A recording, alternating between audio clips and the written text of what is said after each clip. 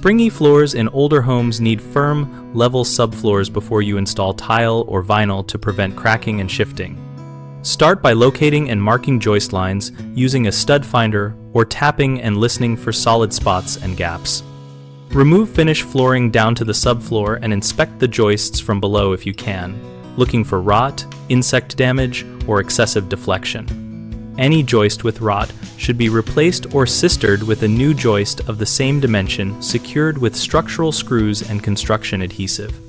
Measure the existing subfloor thickness and plan to add new plywood sheathing so the total thickness meets tile or vinyl manufacturer recommendations, typically at least 3/4 inches for tiles over joists, spaced 16 inches on center and at least 5/8 inches for tighter spacing, though thicker is safer for tile. When installing plywood, use construction adhesive on joists.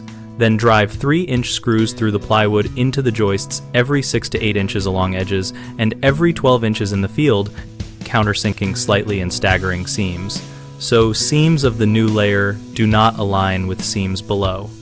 If using plywood underlayment for vinyl, select tongue and groove or an underlayment grade specified by the vinyl manufacturer and fasten with ring shank nails or screws at the recommended pattern while ensuring the surface is flat to within 1/8 inch over 10 feet.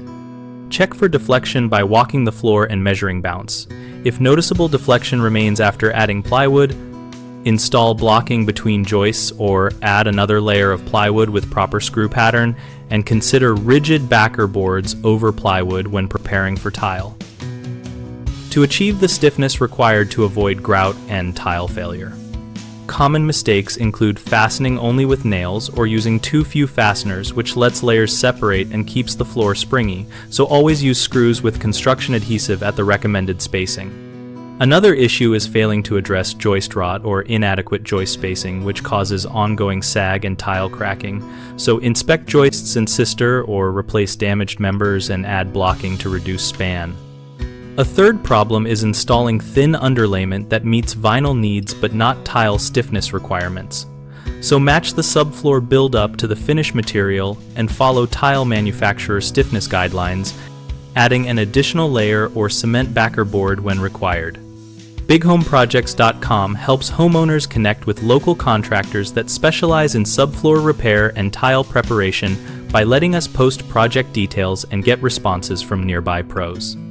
We also support contractors finding work and growing their businesses, and our site includes an active discussion community where we and other members share real experience, tips, and photos from similar projects.